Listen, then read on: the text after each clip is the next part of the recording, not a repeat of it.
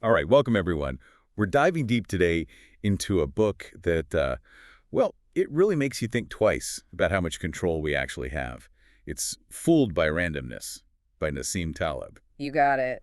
It definitely challenges, some assumptions we have about success. Like, are we really calling the shots, or is a lot of it just, well, luck? And Taleb's background is what makes this so fascinating to me. I mean, he's not just some professor theorizing from an ivory tower. Right. He's been in the trenches. Yeah, he's been a trader, so he's seen how wild these markets can get. And that firsthand experience, it really shines through. Like, he's not just talking about abstract concepts. He's lived this stuff. So let's get into it. This whole illusion of control thing that Taleb keeps coming back to. He starts with this story about two traders, right? Nero and John.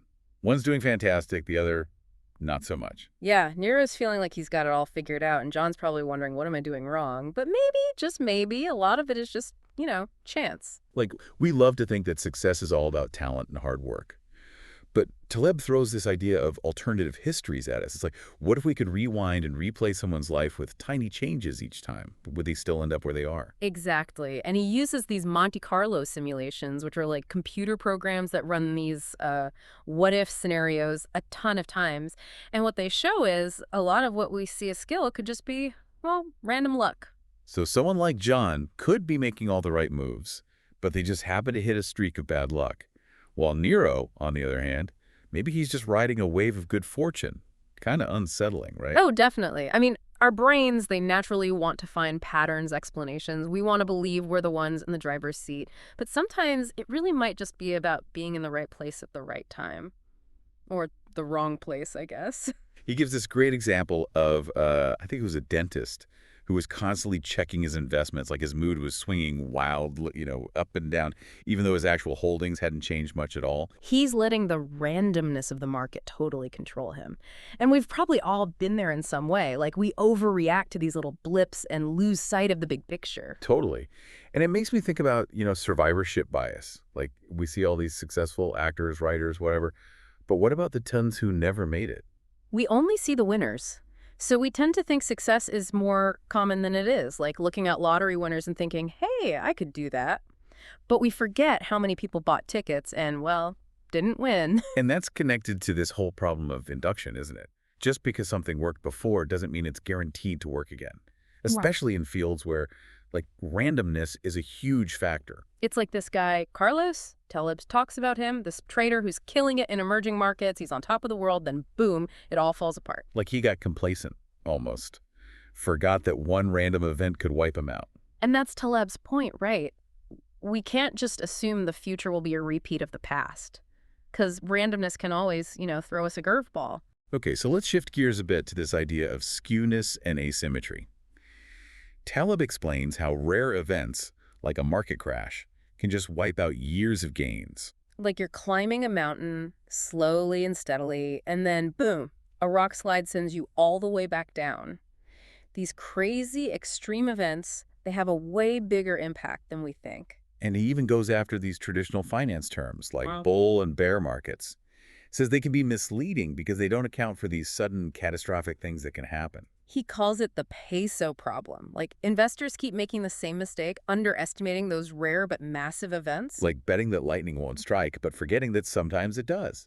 And when it does, well, And to show just how bad we are at this whole probability thing, he has this thought experiment. Imagine you can choose a guaranteed trip to Paris or a 50-50 chance of winning a trip to the Bahamas. most people would probably go for Paris, right? The sure thing. The Bahamas, even with the risk, it could be a way bigger reward. It shows how our gut feeling about probability can be so off.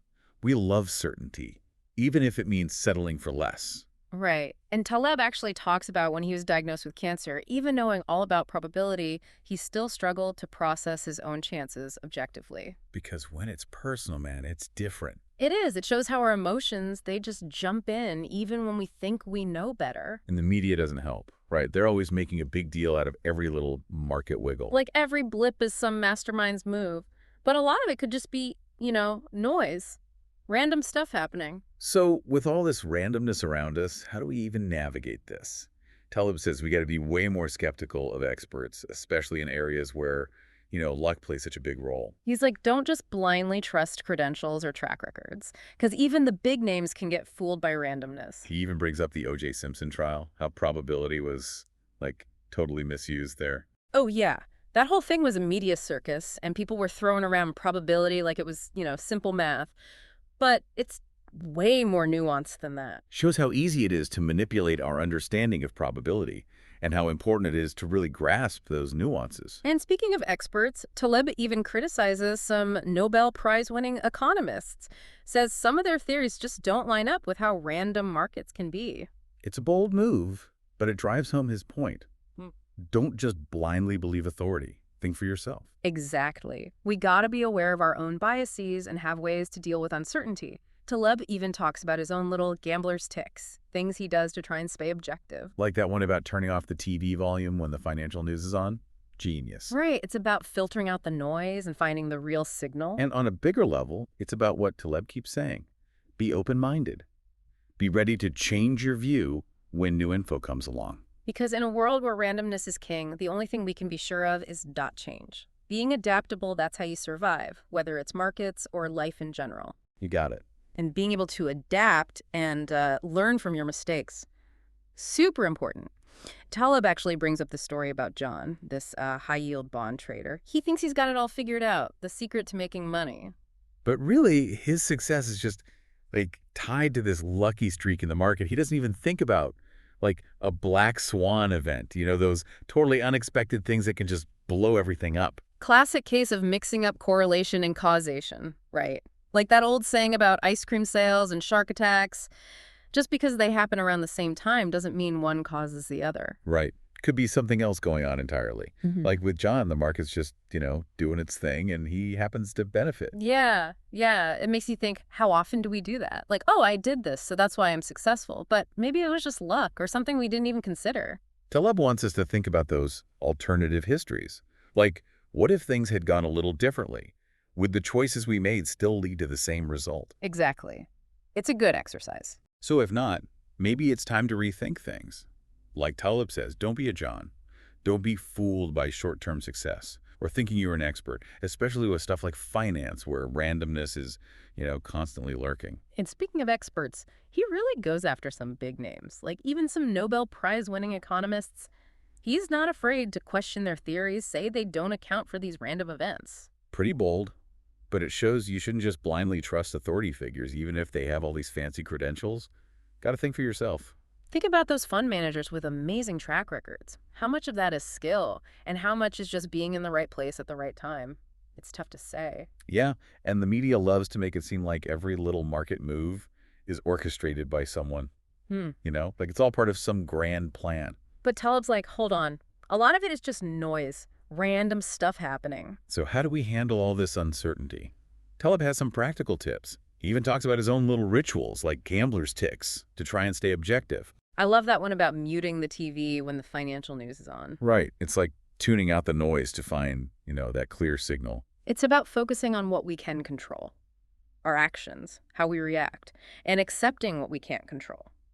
He even talks about when he had cancer and how even he, with all his knowledge about probability, struggled to stay objective. Because when it's personal, it hits different. Yeah, it does. Shows that even experts, we're all human. Emotions can mess with our judgment, even when we think we're being totally rational. So what's the big takeaway here? What's Taleb really trying to tell us? I think it's about developing this, what he calls a long volatility mindset. Like, be ready for the unexpected, even embrace it. Those rare, huge wins, those can change everything.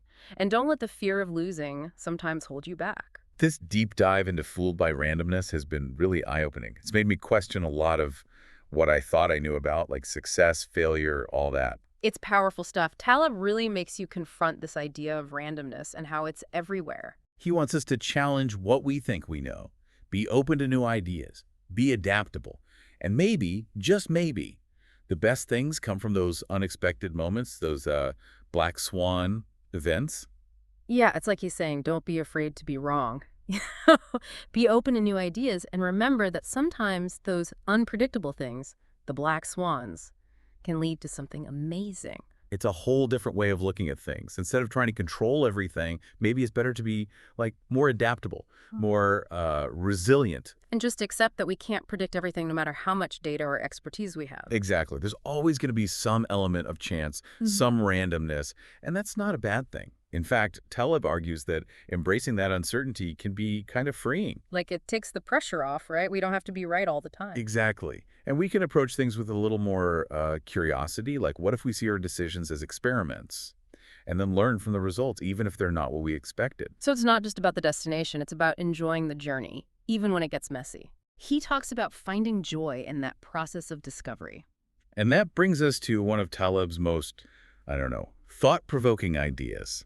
This idea that science evolves from funeral to funeral. It's a little dark, maybe, but it makes you think, like, real progress often comes from challenging those old, established ideas, even the ones that were, revolutionary at one point. So we have to be willing to let go of those outdated theories, embrace new perspectives, even if they totally contradict what we thought we knew. Yeah, and that's not just science, right? It's any field where knowledge is always changing. You got to be open to new information. Be ready to change your mind if the evidence is there. So for our listeners out there, thinking about how to apply this to their own lives, their work, what's the big takeaway? I'd say it's about developing a healthy respect for randomness. Not letting it freak you out, but acknowledging that it's part of the equation. And realizing that success, well, it's not always a straight line. There are going to be bumps, unexpected turns, and yeah, luck plays a role, for better or worse.